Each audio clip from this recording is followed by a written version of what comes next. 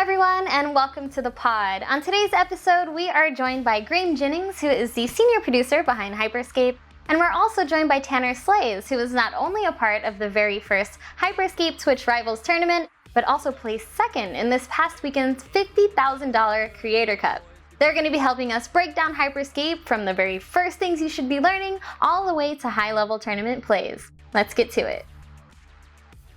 Hyper Scape is officially available everywhere, but some players are still dropping in for the very first time. So Graham, can you give us some tips on what players should be learning first and what the most important thing is when you are dropping into the Hyper Scape? I think the key things for players for the first time they play is really, you want to land close to where your lobby is. So basically, the game's split out into 4 lobbies at the game start. So you want to land on a point that's fairly low and close to you. That will allow you to get there first and is likely to have less opposition. From there, you want to quickly look for a weapon. So you can smash the barricades with your baton and start to look for a weapon. You want to pick up a weapon early. Secondly to that, we have the function called hacks. They're basically abilities for players to be able to use. It's good to pick up a hack quickly as well. Things like teleport, invisibility, slam are things that add to your movement to keep you safe in the early game. So you need to make sure you're armed early, and you need to make sure you have a hack with you as well. And from your point of view, Tanner, what are some tournament tips you can give for those players who are trying to get those next level strategies? So if you want a safe landing to make sure that you can land, get your weapons, your hacks, and make sure your team is together safely, you can all land straight down below. Or what we were doing in the Creator Cup and in other competitions where we would land somewhat center of the map. That way we, could get on top of Red Tiger, which is a location in the center, to offer kind of vantage points around the entire map to see where stray bullets are going, or if two teams are fighting, to where we can kind of get involved a little bit early. I would recommend off the start something with mobility, especially in these competitions where people are being eliminated really, really, really quick off the start. So teleport obviously closes the distance, can be used offensively or defensively. Slam, you can basically pull yourself up into the air, and it's really great for like looking around the entire map to see if teams are fighting, and you can see a bird's eye view of where everybody's at. And then you can, secondly, when you complete your slam, you slam down and do extra damage to other players. Invisibility is incredibly strong for if you say get caught off guard. Say if you get shot in the back or kind of get caught off guard and someone surprises you, you can always activate your invisibility and kind of relocate, reposition yourself. With heal offers really good sustain when team fighting. There's quite a few matches where we ran into other tournament teams. Having that extra heal creates that kind of sustain to eventually win the fight, or we could relocate and reposition to give us a better chance to win the game. Obviously, once you get those core gameplay mechanics honed and ready, you're going to want to look into weapons and hacks. So for you, Graham, what are some weapons and hacks that you not only love to use personally, but that you designed? So for me, in terms of my favorite loadout, I'm a kind of short range player. I like to use the Mammoth shotgun, which is really useful, especially when paired with teleport. You can teleport up, be right on the player, and shotgun them really close range. Secondly to that, I like to use the Harpy. Harpy's kind of a super fast rate submachine gun. Same thing, that's really good when paired with teleport or paired with invisibility. It allows you to get up really close to your enemy player and eliminate them. In terms of the weapons that we designed, which I think are cool, from dev's time, I really like the Skybreaker. It's really interesting. It fires this big bolt of energy. You can see them flying across the map, and if you're good enough to land on someone, it does a lot of damage. It's really interesting to see these bolts fly towards you from other rooftops, and you're kind of dodging and moving as you're shooting back at the other players.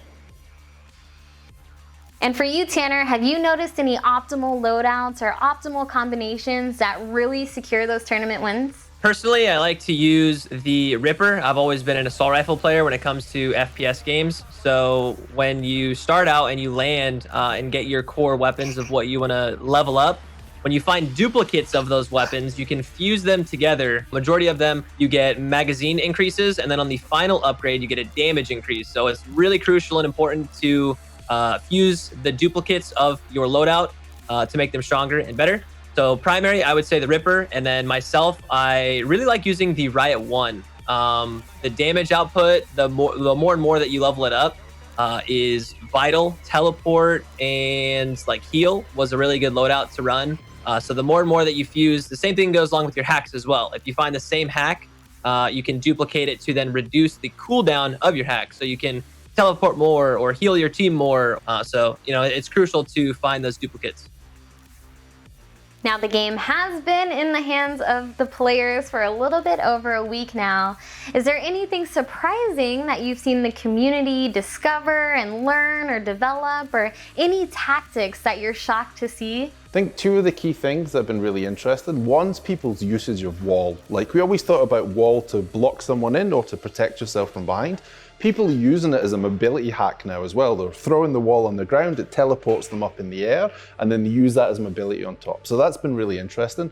Second one is the popularity of Slam. Like, we knew Slam was good. It allows you to be offensive or defensive. You can escape a gunfight by projecting up in the air. You can also project up and slam down on an enemy, but it's been really, really popular. I think it's almost in everybody's loadout. So that one's been really interesting to see. I think secondly to that is really the popularity of the Riot 1 pistol. We see a lot of players using the sniper rifle for long range tactics, but they also seem to pair it with the Riot 1 too. So they'll snipe the enemy a couple of times or once, and then they'll finish them off with the Riot 1 pistol. So that one's been super, super popular as well. Before you go, Graham, we wanted to finish things off with something a little more fun. And that was to collect some community plays and get your reactions from it, because we've seen some pretty cool stuff so far. So let's roll those clips. I see he's rocking the loadout, the Riot 1 Mammoth. Here's a good use of Slam. He's managed to project himself up to the top of the building and he's chased the player down. Good slam right here to contest this person on height. He follows him down with a mammoth shotgun, stands right beside him, has a good look at him. This player just has no idea where he's at, what's happening around him. That was hilarious to see him just kind of like looking around hopelessly, like, I hope he doesn't know where I am, you know? Here, this is a nice clip. We really see some interesting interior combat. You've seen the player with the upper advantage retreat a little bit, taking some damage, gone upstairs. So you notice that he's got wall heal. This is one of those like sustaining loadouts. But you'll see he's been really smart. He's left a little gap at the bottom of the wall. Oh no, and he goes for the toe shots. He walls off the entire building right here. And there's a little advantageous opening there. And he takes this player out, shooting the toes. So this loadout, I'm already noticing Skybreaker Komodo makes it really hard to challenge players up close, especially being indoors too. Explosives are incredibly strong. The lethal melee event is happening right now. Both of his teammates are eliminated, so everyone's watching this go down right now. That's actually really awesome. Great use of the armor there, armor heal. If he gets outnumbered inside, he can use the heal for the sustain.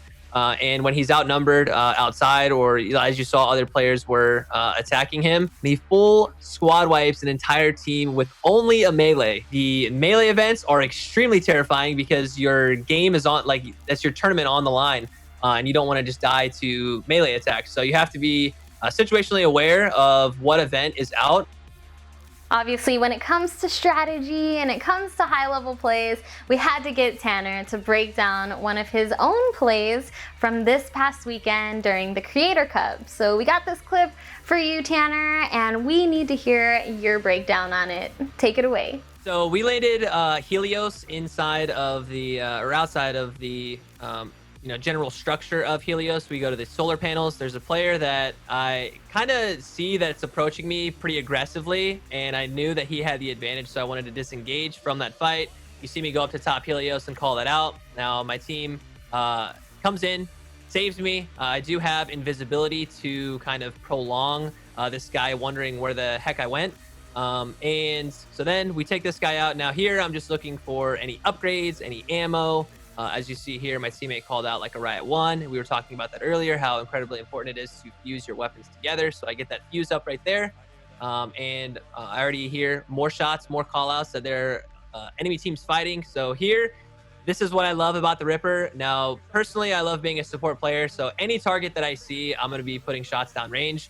As you can see here, I'm focusing down low and then immediately acknowledge another player up top. And then just kind of transition from there. And then there's just so much loot scattered on the ground. As you see here, I kind of take a slow time of making sure that I'm not leaving any fuse ups behind. And we go on to finish the fight, finish the game. That's all for today, you guys. Thank you so much, Graham and Tanner, for joining us, sharing your insight, and having a great time. For everyone watching from home, make sure you're here next week because we are diving even deeper into Hyper Scape, and we're going to be showing off some more of your community highlights. So make sure you're submitting those using hashtag Hyperscape. But before you go, don't forget, we have another memory shard hint for you. Check it out.